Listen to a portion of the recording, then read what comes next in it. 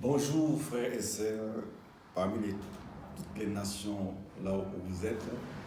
Aujourd'hui encore c'est une journée du Seigneur, le septième jour. Et Dieu permet encore qu'on puisse se rencontrer aujourd'hui. Donc c'est une grâce pour nous aujourd'hui encore d'entendre la parole de Dieu. Car ceci est la nourriture pour nos âmes, la bonne parole de notre Dieu. C'est ainsi, sans plus tarder, nous allons rentrer dans la parole, dans le livre de Luc, chapitre 12, au verset 13 jusqu'au verset 21. Quelqu'un dit à Jésus, du milieu de la foule, « Maître, dis à mon frère de partager avec moi notre héritage. » Jésus lui répondit, « Ô homme, qui m'a établi pour être votre juge, ou pour faire vos partages. » Puis il leur dit, « Gardez-vous avec soin de toute avarice, car la vie d'un homme ne dépend pas de ses biens. Fit-il dans l'abondance. » Et il lui dit cette parabole. Les terres d'un homme riche avaient beaucoup rapporté. Et il raisonnait en lui-même, disant, « Que ferai-je? Car je n'ai pas de place pour serrer ma récolte. Voici, dit-il, ce que je ferai. J'abattrai mes greniers, j'en bâtirai de plus grands. J'y amasserai toute ma récolte et tous mes biens. Et je dirai à mon âme, tu as beaucoup de biens en réserve pour plusieurs années. Repose-toi, mange, bois et réjouis-toi. » Au verset 20. Mais Dieu lui dit, « Insensé, cette nuit même, ton âme te sera redemandée. Et ce que tu as préparé, pour qui cela sera-t-il? Il en est ainsi de celui qui amasse des trésors pour lui-même et qui n'est pas riche pour Dieu. » Alléluia. Voilà maintenant le texte que je viens de lire là, qui va nous conduire un peu dans beaucoup de choses que nous allons partager maintenant. Donc je peux dire, le titre maintenant, c'est comment dirais-je, de notre message de ce matin, ça s'intitule « Le riche est insensé », mais qui sera divisé dans trois parties. Voilà maintenant ce texte qui dit, il y avait quelqu'un qui a dit, « Oh maître, partage-nous les biens avec mon frère. » Vous avez entendu ce que Jésus lui a dit. Il dit, qui m'a établi pour faire le partage de vos biens. Il dit qu'il y avait un homme qui avait beaucoup de choses, tout cela. Il commençait à se dire, mon âme a beaucoup de biens, je n'ai pas de place où mettre tout cela. Il a pu amasser ses réunions. Il dit, je vais en faire des grandes pour amasser ce qui est à moi et là, dedans à l'intérieur. Mais Dieu lui dit, aujourd'hui même, ton âme te sera redemandée. Et ce que tu as amassé là, ça sera pour qui? Il dit, comme il dit là, il en est ainsi de ceux-là qui amassent des trésors pour lui-même et qui n'est pas riche pour Dieu. Donc, nous avons parlé de trois choses. La richesse matérielle, la richesse physique, la richesse spirituelle. Donc, dans ces trois catégories-là, que Dieu m'a amené, que nous puissions partager entre toi, mon frère, et ma soeur, vous qui me regardez, vous qui m'écoutez. Soutenez-moi même dans la prière pendant que tu regardes et que tu entends ce message. D'où nous allons directement dans le livre de 1 Timothée, chapitre 1 Timothée, dans le livre de 1 Timothée, chapitre 6, au verset 6 à 10. La Bible dit quoi? Ce, en effet, une grande source de gain pour que la piété avec le contentement. Car nous n'avons rien apporté dans le monde. Et il est évident que nous n'en pouvons rien emporter. Ainsi donc, nous avons la nourriture et le vêtement, cela nous suffira. Mais ceux qui veulent s'enrichir tombent dans la tentation, dans le piège et dans beaucoup de désirs insensés et pernicieux qui plongent les hommes dans la ruine et la perdition. Car l'amour de l'argent est une racine de tous les maux. Et quelques-uns, en étant possédés, se sont égarés loin de la foi et se sont jetés eux-mêmes dans bien de tourments. Et si c'est la Bible qui nous dit et qui nous parle, et dit c'est en effet c'est une grande piété avec le contentement, car nous n'avons rien apporté dans ce monde. Quand nous naissons, nous venons main vide. On n'a rien. Quand on vient dans ce monde, on vient rencontrer tout sur cette terre. Là, je commence maintenant par la richesse matérielle. Parce que maintenant, tous les hommes, nos cœurs sont plongés dans l'argent. Ah, il faut que je puisse de l'argent pour faire ceci, pour m'acheter ceci, je n'ai pas ceci. Il faut que j'ai beaucoup d'argent. Je dois bosser fort pour que j'ai ceci, pour que j'ai ceci. Donc, ça, c'est du côté matériel. Et ce n'est pas mauvais d'avoir cette richesse pour acheter ceci ou acheter ceci. Mais ce qui est maintenant, nos cœurs, nous les hommes sont vraiment versés ou déversés dans les choses qui sont matérielles. Donc nous comptons beaucoup dans ce qui est matériel. Et la Bible dit quoi? Nous n'avons rien apporté dans ce monde. Donc nous sommes venus les mains vides. Donc le jour de mon départ, le jour de ton départ, tu ne pourras rien apporter. De la même manière que tu es venu, de la même manière que tu vas retourner là où tu étais venu. Donc je dis bien, ce n'est pas interdit d'avoir de la richesse, avoir même beaucoup de l'argent. Mais est-ce que ton cœur est dans le Seigneur ou encore en dehors du Seigneur, où tu te contentes dans tes biens? Regardez cet homme-là, il avait beaucoup de biens, il a dit, oh mon âme, tu as beaucoup de biens, et c'est fini, tu n'as pas à t'inquiéter. Dieu dit, cette nuit même là, ton âme te sera redemandée. Et tout ce que tu as amassé là, tu vas le laisser à qui? Et c'est comme aujourd'hui, de la manière que nous vivons. Mon frère, ma soeur, et moi-même, je me contente de ce que j'ai. Ah, j'ai de belles voitures, j'ai de grandes maisons, j'ai beaucoup d'argent en compte dans la banque. Mais le Seigneur te dit, si aujourd'hui même je te demande ton âme, et tout ce que tu as amassé là, ça sera pour qui? Ça sera pour qui? Je commence à réfléchir. Tu commences à réfléchir. Est-ce que suis-je riche dans les champs du Seigneur? Ou suis-je seulement riche dans les champs de ce monde? Parce que je suis venu main vide. Donc je rentrais main vide. Le jour de ton départ, c'est une voiture de location qui va te ramener à notre dépôt. Le jour de ton départ, on va te mettre une tenue que tu ne voulais pas vraiment mettre, mais on te le mettra. Et tout ce que tu as amassé, comment dirais-je, dans ta garde-robe, tout ça là-bas, personne ne pourra te le mettre. On va prendre quelque chose que tu n'aimais pas, on te le met, parce que tu n'es plus. Mais pendant ton retour, est-ce que tu rentreras riche dans le Seigneur ou riche dans le monde? C'est à toi de voir. C'est à moi de voir. C'est à toi de choisir. C'est à moi de choisir. Nous parlons un peu, par exemple, de richesse, comment dirais-je, physique. D'où je peux parler? Dans la richesse physique, il y a la mauvaise santé, il y a la bonne santé.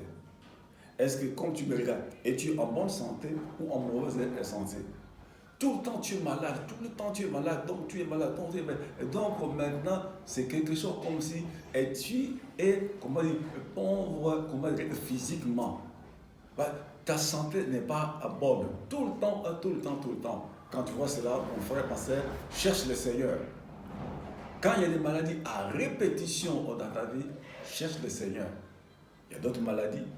Vous allez chez le médecin ne voit rien. Mais tu es tout le temps en malade. Et ce n'est pas bien. Là, il s'agit de monter à une autre dimension. Mais quelqu'un qui est en bonne santé tout le temps, il n'aurait pas tout le temps d'aller voir le médecin. Pourquoi? Il est en bonne. Donc, il est riche physiquement parce qu'il est en bonne santé. Et la question qui est tout le temps malade, il est pauvre physiquement. Pourquoi? La personne est tout le temps malade. Donc, Dieu nous a fait que nous puissions être en bonne santé. Mais comme nous avons un ennemi, il peut nous agresser de plusieurs façons. Mais Dieu est bon. Dieu t'aime tel que tu es. Dieu même tel que je suis. D'où il y a encore quoi? Il y a des sortes de richesses. Et la richesse là, comment dirais-je, de bonnes œuvres de la chair et les mauvaises œuvres de la chair. Suis-je riche dans les mauvaises œuvres de la chair? Suis-je riche dans les bonnes œuvres de l'esprit? C'est à toi de voir. Tu es de quel côté? Qu'est-ce qui prime sur toi dans ta vie? Les richesses de bonnes œuvres ou les richesses de mauvaises œuvres?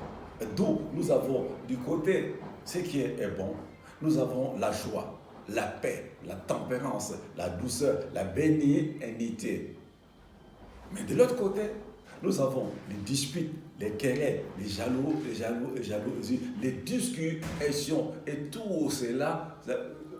Par exemple, si ça se trouve dans ton corps, tu es du mauvais côté, de mauvaises œuvres de la chair. Dans la jalousie, je suis là. Dans la jalousie, tu es là. Dans la haine, dans l'amertume, dans les querelles, dans les disputes, dans l'impudicité, dans l'adultère, dans la fornication, et tu es là. C'est à moi de faire le choix. C'est à toi de faire le choix. Pendant que nous vivons, nous allons vers les derniers temps, les derniers jours. Suis-je riche en quoi? Tu es riche en quoi? Seulement qu'au choix du monde. Parce que tout cela va rester. Je n'emporterai rien. Et toi, tu n'emporterais rien. Donc, je ne serai pas long. Vous dites, je reprends encore. Ce n'est pas mauvais d'être riche dans ce monde. Riche matériellement, tu as tout. Et est-ce que pendant que je suis riche matériellement, est-ce que suis-je riche dans les choses de Dieu? Point d'interrogation. À toi d'examiner, à moi de m'examiner. Mais Dieu donne une recommandation. Donc nous sommes toujours dans 1 Timothée chapitre 6, verset 17 à 19. La Bible dit quoi? La Bible dit, recommande aux riches du présent siècle de ne pas être orgueilleux et de ne pas mettre leur espérance dans les richesses incertaines, mais de la mettre en Dieu, qui nous donne avec abondance toutes choses pour que nous en jouissons. Recommande-leur de faire du bien, d'être riche en bonnes œuvres, d'avoir de la libéralité, de la générosité et de s'amasser ainsi pour l'avenir un trésor placé sur un fondement solide afin de saisir la vie véritable. Allah leur parle maintenant ceux qui sont riches matériellement. En ce cas-là, il dit recommande-leur d'être riches dans de bonnes œuvres et de ne pas mettre leur espérance dans des richesses incertaines, mais de la mettre en Dieu qui nous donne avec abondance toutes choses pour que nous en jouissons. Recommande-leur, verset 18, recommande-leur de faire du bien, d'être riche en bonnes œuvres, d'avoir de la libéralité, de la générosité. Maintenant, Dieu t'a béni abondamment dans la richesse matérielle, tu as tout. Et comme tu es là, est-ce que tu as le temps de voir les veuves? Tu as le temps de voir les orphelins? Je ne dis pas que tu puisses prendre toute la misère du monde sur toi. Mais à ce que tu t'as donné, est-ce que tu fais de bonnes œuvres pour ce que Dieu t'a donné? C'est Dieu qui t'a béni. Et tu ne peux pas te dire que, oh non, c'est avec ma propre force, j'ai tout ceci, j'ai bossé, je quitte la maison 5 h du matin, je reviens à 10 h à la maison. Ça veut ma voix. Non, c'est Dieu qui a permis que tu puisses avoir cela. Pourquoi? Que tu fasses du bien aux autres. Parce qu'un jour, tu vas tout laisser. Et regardez le riche insensé. Il dit, tout ce que tu as là, aujourd'hui, moi je prends ton âme. Et tout ce que tu t'es amassé, ça sera pour qui? Et pendant que je vis, et pendant que toi tu y vis, et tu as des bonnes richesses que Dieu t'a données, et Dieu te recommande de faire du bien aux autres, de faire du bien aux veuves, aux orphelins, aux démunis, parce que Dieu qui a mis ça entre tes mains, pour que tu fasses ce qu'il vient de dire, il dit, recommande-leur de faire du bien, d'être riche en bonnes œuvres, d'avoir de la libéralité et de la générosité. Parce que c'est Dieu qui a mis ça dans tes mains. C'est pas que tu gardes là. Que tu ne sois pas accroché à tout cela pour toi à seul. Mais Dieu a fait que tu puisses tendre tes mains aux autres. Et quand Dieu veut que tu tends tes mains aux autres, et Dieu va commencer à remplacer là où c'était sorti. Il dit dans Job chapitre 41, verset 1 et 2, il dit, à qui ai-je été débiteur afin que moi, Dieu, je lui paye sa dette. Donc Dieu ne pourra pas rester avec tes dettes pendant qu'il veut que tu accomplisses ce qu'il a écrit dans sa parole. Dieu ne pourra pas te laisser comme ceci là, parce qu'il voit que ce qu'il t'a donné, tu sais comment faire, tu as la libéraliser. Et tu es une personne généreuse. Et Dieu va essayer de tout offrir. Parce qu'il dit, ah, mon fils, ou même ma fille, mais cet homme-là que j'ai béni, il est dans ma parole. Il exerce aussi l'hospitalité, il tend la main aux autres, il tend la main aux pauvres. Mais Dieu dit quelque part, il dit, lorsque tu entends le cri d'un pauvre, et toi tu fermes ton oreille, le jour où tu crieras, on ne te répondra pas. Parce que le pauvre a crié à côté de toi et tu as fermé ton oreille. Mon frère, ma soeur, tu en as entendu. Tu en as. Comme toi, tu me regardes là. Comme toi, tu m'écoutes là. Dieu t'a déjà dit de faire quelque chose. Parce qu'il t'a donné les moyens pour accomplir cela. Mais tu t'accroches seulement à ce qui est à toi là. Pour te dire, oh, c'est à moi, c'est à moi. Non, tu n'es qu'un canal que Dieu a donné pour que tu puisses donner aux autres. Quand tu donnes aux autres, pourquoi il dit, donnez, il vous sera donné. Parce que c'est Dieu qui t'a fourni ce que tu as dans tes mains là. N'oublie pas les orphelins, les orphelines, les veuves, les démunis. Parce que Dieu a mis des gros moyens entre tes mains. Dieu t'a donné parce qu'il t'aime. Mais ne garde pas seulement pour toi. Je le répète encore, ce n'est pas à toi seul, mon frère, ma soeur, à porter toute la misère du monde. Non. Mais Dieu veut que ce que je lui ai donné, il peut faire ceci, il peut faire ceci, il peut tendre sa main à celui-là ou à celui-là. Mais quand toi tu amasses cela pour toi seul, Dieu peut souffler dessus. La richesse ne dure pas éternellement. Dieu peut souffler dessus. Tu as compté sur beaucoup, mais tu en auras un peu. Pourquoi? Dieu a soufflé dessus. Et tu ne t'occupes même pas de l'œuvre de Dieu. Dieu dit quoi? Vous êtes pressés pour bâtir vos maisons. Même ma maison qui est lambrisée. Personne n'en tient compte. Vous amassez pour vos maisons. Et mon œuvre qui est détruite. Vous n'en vous en occupez pas. Tu t'en vas même dans l'assemblée, dans une église. L'assemblée a le problème pour payer la salle.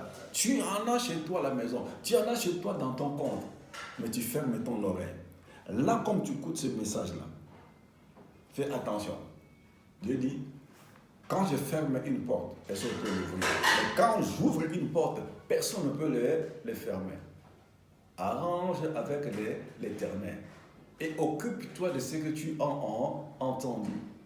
Dieu ne veut pas te faire du mal, mais il t'a donné pour que toi tu donnes aussi aux autres. Tu ne verras pas Dieu descendre. Dieu est capable de t'utiliser, Dieu est capable de m'utiliser. C'est à toi de voir, mon frère, ma soeur. Le jour de ton départ, le jour de mon départ, je n'emporterai rien. Tu n'emporteras à rien. C'est le moment de voir. Comment est-ce que j'agis avec tout ce que Dieu a mis dans mes mains? J'en fais avec moi. Avec tout ce que Dieu t'a donné. Ne cherche pas à plaire seulement ta chair. Ne cherche pas à plaire seulement ton âme et ton cœur. Non. Regarde aussi les autres qui sont à côté de toi. Ne t'inquiète pas si tu fais ceci. Ah, ça va diminuer. Non. C'est Dieu qui fournit la semence aux semeurs. Pendant que tu donnes au Seigneur, lui il sait comment couvrir. Il sait comment couvrir parce que tu donnes et tu fais les œuvres, de bonnes œuvres. La liberté se trouve en toi et Dieu va te défendre. Lorsque les Gélèques, les sauterelles, les asiles chercheront à manger ce qui est à toi, Dieu va défendre. Pourquoi? Il voit que tu es dans de bonnes œuvres.